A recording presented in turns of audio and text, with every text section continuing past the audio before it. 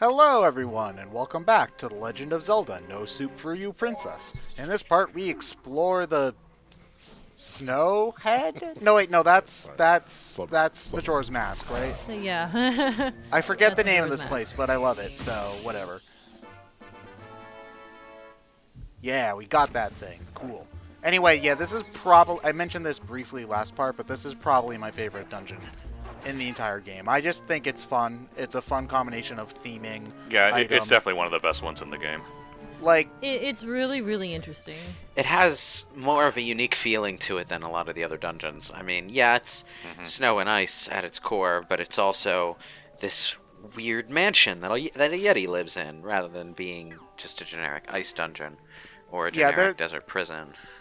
like, we do have, like, ice block pushing puzzles and whatnot, but I also like that this area, I mean, this is something that I like in a lot of different games, where this area feels like a real house, It does have Zelda puzzles in it, but it's not, the way it's designed is reminiscent of how, like, a normal mansion would normally be designed, and the puzzles are just in there, as opposed to it being this nonsensical structure that they call a mansion, even though it's very clearly not suited to be one. Spencer Estate. Yeah. Hey, it even has the whole, like, East Wing, West Wing thing going on.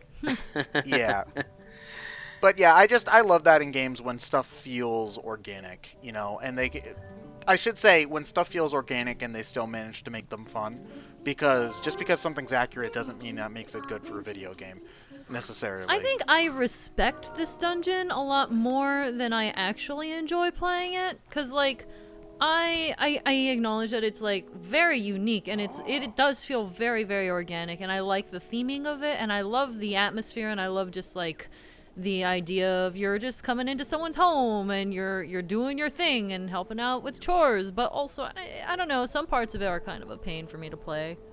It's just a personal thing. I just find some of the little puzzles and nuances kind of a headache to get through. But consider that the Yeti makes soup for you, and you can get as much of it as you want. Yeah, so if the Seinfeld guy's a soup Nazi, was he the soup communist? I mean, Yeah, he just says more soup for you. yeah, Yeah, basically. more soup for you. Yeah. I mean, I guess. I suppose, though, if you don't drink it, then you're set to prison, I guess. Although we already broke out of prison once, so it's not that much of a punishment. But you know what? He doesn't have to know that, so we're fine.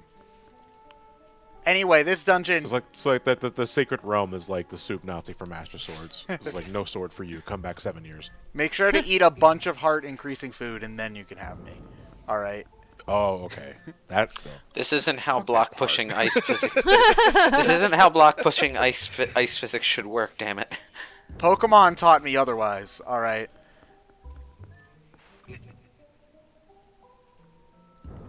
So It's just a game mechanic to make sure it goes faster rather than Yeah, I know. slipping and sliding all over. yeah. Still I mean, dumb. I guess it does. It does make sense that once they start moving, they would keep moving, and then once they stop, they would be hard to move. Though I think that part's mostly accurate. It's just that if Link is powerful enough to just push them by putting in a slight amount of effort, they should probably be slipping and sliding a lot more than normal anyway. Yeah. But whatever. I also like that when you eventually do get the ball and chain, you can whack them with that as opposed to having to push them, and it saves you a lot of time because the I animation. actually did not know that. Yeah, you can whack it with the ball and chain, and they'll go forward, and it's just much quicker. I mean, granted, Interesting. you do have to walk around slowly with the ball and chain, so you have to like unequip it and de-equip it a lot if you really want to speed the whole thing up. But I find it right. I find it a cool attention to detail that it interacts with so many objects in the game. Anyway, I wonder where we are supposed to go. You were saying that this wasn't really a fortress, but it's looking very fortress-like to me. I can't think of It's any the mansions that have courtyard. cannons on top of the roof. So it might have been, again, I'm pulling stuff completely out of my butt here. It could have been commandeered as a fortress, because that happened a lot. Like, I'm thinking of the Revolutionary War. Many of the bigger houses in the South were commandeered by, in both the Revolutionary and Civil Wars, I believe. Many of the big houses in the South were commandeered for, like, little fortresses, or at the very least so that soldiers could stay in them and whatnot. So, and like I guess in that case it would make sense to like hide a cannon in there, you know, just in case. Or maybe he just really likes cannons. I don't know. Like, I don't know what you have to do for fun as a Yeti. Like, you can snowboard down your one snowboard track. That's cool.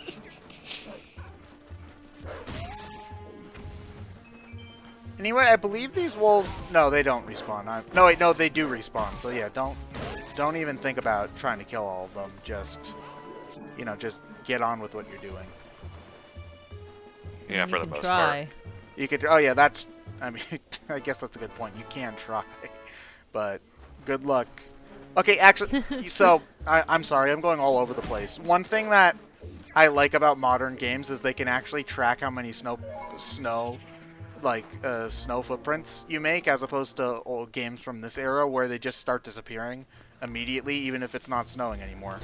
Which... Okay, I it's funny you say that because I was just thinking about that not too long ago. It's like, I have been so impressed with games these days, and I just like walk all over the place in like beaches and snow, and I just watch how many footprints I can make, and I'm like, man, this wasn't a thing before, but look at this. Yeah, I feel so silly thinking it's so impressive, Yeah, but I I'm remember always when- impressed by it. Yeah, I remember when like Gen 3 Pokemon was coming out and they made like such a big deal where your trainer leaves footprints in the sand. I mean, that was cool. It's just Well, I that... mean, well, they disappeared in like 2 seconds and they didn't do anything. Yeah, well, I mean, it's hard to... The only way I can imagine making that a mechanic is, like, in a big, mazy type area, having you, like, follow your own If only the footprints. footprints did something, then Hoenn might have been salvaged. It might have been in 7.81. It's like the only thing I can think of as far as using it as a mechanic rather than just a graphical effect is stealth games.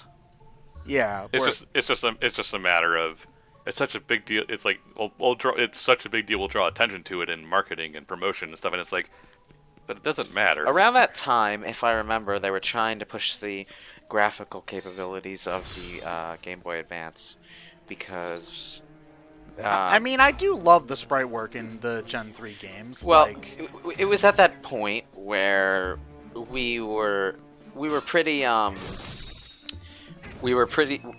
as gamers, most of us were pretty enamored with the idea of pushing the graphical power of handhelds until they gradually got closer to consoles. The Game Boy Advance in particular is like, oh wow, now we have this handheld that's just as good as the consoles we were playing as when we were kids. We were playing on And as then we the were Switch kids. happened. Mini Super Nintendo. Well, it's weird. The Game Boy Advance is kind of like a weird in-between for a Super Nintendo and like an N64 because it could do some 3D stuff. yeah, It but was a badly. 32-bit It bet badly. Yeah. It was like the most accurate thing I can think of is it was a portable 32X, really. Yeah. Yeah, that's a good way of putting Yeah. it. Only it didn't have half as good a sound card as the 32X. Well, the 32X didn't have a good sound card. Well, Oh, you know, it could at least do some interesting things with sounds. The sound card on the GBA was hot garbage. I mean, I know that the Sega Genesis's There's sound bad card, and then there's worse. the Sega Genesis's sound card I know is controversial. Like it's It's love not it or a hate it's it not a kind of terrible thing. sound. Oh, It's not a terrible it's a sound card. It's controversial just one. you Oh, know no, It's a just lot that of most people developers didn't do didn't anything know with it. how to use it correctly. A lot of people say it's like better than the Super Nintendos, and I'm Nah. just like, No. maybe it's not. you can argue maybe in theory, but not in practice. I think that when you take advantage of what the console could do, Rude, by the way. the music can sound really good, and I would agree that sometimes it can sound better than Super Nintendo music. But on average, Like, no. but on average, no, that's not the case. But you know, like just to make the obvious pick, like I love Sonic soundtracks on Genesis more than a lot of things I like on the Super Nintendo. Yeah. Just because those games knew how to use those instruments. Yeah, but name one other game. What on the Genesis? On the Genesis, Mortal Kombat 1 Streets of Rage on is the good. Genesis. Streets of Yeah. Rage. Oh yes, Streets of Rage 1, 2, and 3 were phenomenal. I would say more so 1 and 2 than 3. 2 especially. Yeah, but 3 has a kangaroo in it. Yeah, it does. Is that only in 3? I thought there was that in 2 as well. No. No, that's 3. Although Skates in 2. Streets of Rage 4. We need new info on that because that game looked phenomenal, and we have heard nothing since. Yeah, it kind of just faced off. Yeah, it just kind of disappeared. Yeah, I mean, it doesn't to me seem like the kind of game that would. Although the art would probably take the most amount of time to make, I would say, for that game. But I just want to hear more about it because it was really, really impressive looking. So, and I believe it was by the same people who did the Monster Boy remakes. Wolf. Did are you okay there, buddy? Did you know that? At this point, you should just From like. what look I for it. understand, the Fighting Force game on PlayStation was supposed to be Streets of Rage 4 at one point. Holy fuck, I remember that game. Is it any good? Well, it's basically what you would imagine Streets of Rage to be if it were PlayStation 1 3D jank. Oh boy, I love PlayStation 1 3D jank. Fighting Force 2 is nothing like it, though. You play as exactly one character in that game, and it's some sort of generic action shooter, modern day kind of sci-fi thing. I didn't play too far into it. It was obvious that it was going in a completely different direction. If you guys want a good laugh, look up the 3D Streets of Rage on PlayStation 2. It is very bad. The Streets of Rage was a Final Fight. It might have been Final Fight. It was one of the two. Yeah, because I know a Final Fight Streetwise. Like, that was a PlayStation 2 brawler, and that was hilariously awful. Yeah. But I think there was also a 3D Streets of Rage. But I'm... Okay, Minna, alright, fine. You don't care about Streets of Rage. I get it. Yeah, you guys still talking about that? Okay. But yeah, no, you know what? We have technology. I literally can just Google it. Like, I'm surprised. I'm pretty sure it's Final Fight Streetwise you're thinking about. Hold on. No, there... Okay, yeah, it was probably Final Fight then, because there's only 3 games before 4, because that's how counting works. Yes. I would hope so. Well, Nintendo doesn't know how to count to 2, so, you know. Wait, in what way? Because New Super Mario Bros. 2 is the 3rd entry in the New Super Mario Bros. Series. No, I don't. Okay, then I don't think it's a matter of knowing how to count the 2. It's how to label their sequence. No, I'm pretty sure they don't know what the number 2 is. Or maybe the... Well, knowing well, no, what they 2 know- is they and know- knowing how to count to 2 are not one and the same. I mean, they know how to count to 2 because there's, Mario 2, Zelda 2, The Adventure of Link, Metroid Well, then 2. they need a refresher because they forgot. Yeah. This cannonball mechanic is giving you an idea of how the iron ball's going to work later. I love the cannons, though. Like, I don't know. They're just fun to... It's fun to explode stuff, I think, as part of it. And also... I like the cannons, but I don't like playing fetch with the cannonball. Well, one thing I do like is that they actually mark the cannonballs on the map. Or at least in this version of the game, they do. If you look on the map... I'm pretty sure they don't did. think- I'm pretty sure they did in the original. Okay. Did they? I think so. At the very I least, don't once remember. at the very least, once you get the compass for sure. I don't know if they'll do it before you get the compass, but definitely after, the game will mark the cannonballs on the map the way that they marked the monkeys, so that you can't ever get lost. Because they can go between rooms, I think is the big thing. Because there Yeah. are several puzzles about trying to get the cannonball from one place to the other. Because God forbid Link leave the door open for 5 seconds and then push the cannonball through the door. Oh He no! doesn't live in a barn. That It was better than that. Well, actually, no, he's he not. doesn't live in a barn. Yeah, he. First off. Secondly, it's not just leaving the door wide open. He's propping it open for 15 seconds. Like, the Master Sword's pretty big. He could prop the door open with that. Or just and- use your shield. And then, because I think the image of the Master Sword being used to prop open a door is funnier, personally. So I'm gonna go with that one. Master doorstop. What happened? The camera got stuck inside of a box. It was kind of slightly showing the texture for the box, but also not. Yeah, no, but it's like Link put on an invisibility clip there for a second. This game has been wonky. Why did you do that? What? Put it back into the cannon so I Cannon, could shoot it. Yeah. But you already shot it that way. Just carry it across the room. There's There's more Yeah, but this is ice. faster. There's more ice. Also, I won't lose it there as well. So Yeah. I already know it's in the canon. So I guess. okay. Yeah, this room's a bit weird. It's not that bad as long as you make sure that the camera is evenly put behind you so that you can just hold straight up on the control stick. And if you kill all of the enemies beforehand, because although I tend to do that in every Zelda game I do, because most of the time Zelda doesn't require you to use enemies for puzzle solving, or at least not alive ones.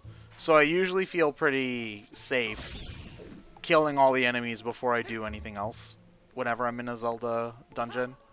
Although, That's fair. yeah. I don't know. I don't know if that's just a me thing or if other people also tend to do that as well. Well, I mean, if you've been playing since this first Zelda game, you get the idea that killing all the enemies in the room is a good thing because it opens doors, or it causes the treasure chest to appear. Yeah. Yeah, but only Yeah, in that's that another game, thing. killing enemies was a massive pain in the butt. So I didn't like doing Not the that. argument. Not my point.